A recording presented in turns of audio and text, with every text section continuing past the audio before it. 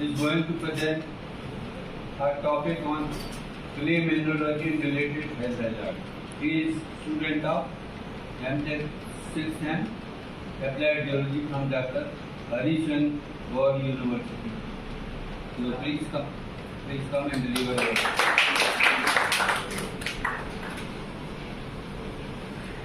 Thank you, sir. Respected professors and all my dear classmates, very good afternoon to one and all present over here. My name is Nilva Mishra and today I am going to talk about clay mineralogy and its related health hazards. These are the contents which I will be covering in my coming slides. So first, geologists have used the term clay in two broad senses. One is as a size term, that is less than 1/256 or 0.004 millimeter grain size. Another is as a mineralogical term or as a clay mineral, which are most abundant in earth's crust and are stable secondary products formed by decomposition of other aluminosilicates. These are a phyllosilicate or seed silicate group with silicon is to oxygen ratio 2:5, bridging to non-bridging oxygen ratio 3:1. Their layer lattice structure, as shown here in the figure, contains tetrahedral sheets of silica tetrahedra and octahedral sheets where cations are surrounded by either 4 or 6 oxygen and hydroxyl ions. Depending on the space available for a water molecule between the T or T layer, clay mineral can be divided as swelling type like halloysite, vermiculite and smectite, and non-swelling type like kaolinite and illite, shown here. Next is classification. Clay minerals are broadly classified as amorphous or aluminosilicate gel and crystalline. Based on their crystal chemistry, the classification is listed in the table, and fundamental characteristics of this classification are structural arrangement of the layers, that is 2 or 1:1, means one tetrahedral layer is stacked upon one octahedral layer, for example in kaolinite. 3 or 2:1, means one octahedral layer is sandwiched between two tetrahedral layers, that is montmorillonite. 3+1 or 2:1:1 means two tetrahedral layer with one octahedral layer and one hydroxide layer, for example chloride. Other are population of octahedral sheet and type of chemical bonding, ionic, intermolecular or hydrogen bonding. Next is source of exposure in humans and environment.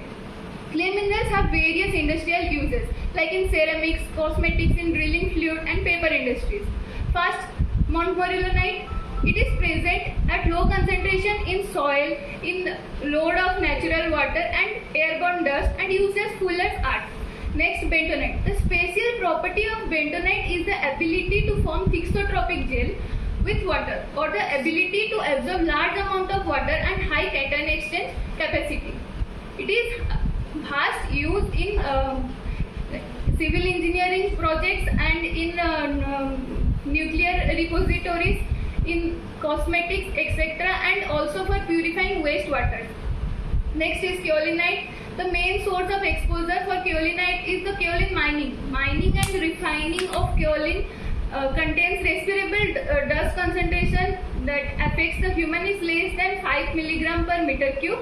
Kaolin is mined from the mines and removed from the mines in form of large moist lumps, and two main methods are adopted for refining or processing of the natural clay. One is air flotation or dry process, in which the clay is dried or pulverized and then sent into classifying chambers by currents of hot air. But this process generates huge amount of dust, so this process is now in a little bit used, and it is being replaced by wet process, in which the crude clay is mixed with water and vigorously agitated, and then the kaolin particles suspended in the water are removed.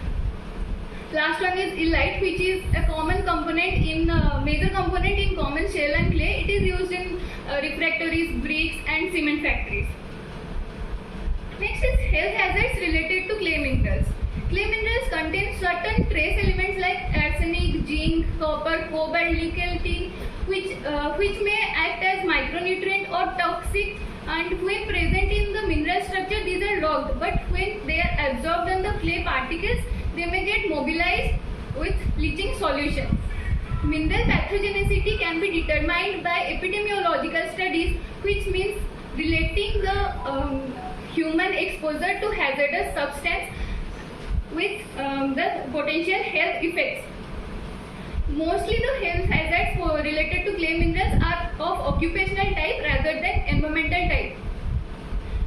Mineral dust can cause damage by inhalation. Clay minerals, mostly in kaolin, contain quartz or silica as contaminant, and inhalation of this silica, importantly crystalline silica or quartz dust, can cause respiratory disease or issues like silicosis. Longer exposure to talc can also cause talcosis, which is a type of pneumoconiosis.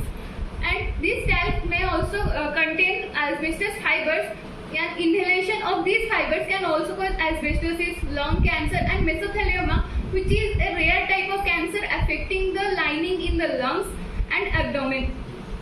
Kaolinite workers, when they have a longer exposure to kaolinite dust, may have the chances to get pneumoconiosis, kaolinosis and various types of lung disease.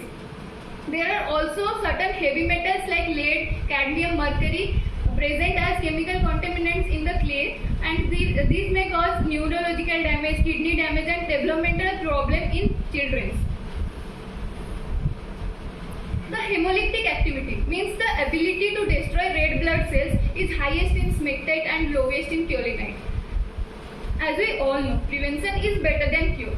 So, a certain preventive measures have to be taken care of, like using PPE kits, gloves, hands, and washing and sanitizing hands after handling clay, using vacuum cleaners with high efficiency particulate air filters, proper ventilation, etc. There are also some regulatory standards and guidelines for minimizing the health effects, like guidelines from World Health Organization or Occupational Safety and Health Administration. Last is the conclusion. Not all clay mineral possesses health hazard. When we handle the clay minerals properly and use proper safety equipment, then we can minimize the risk. These are the references that I have used. Thank you.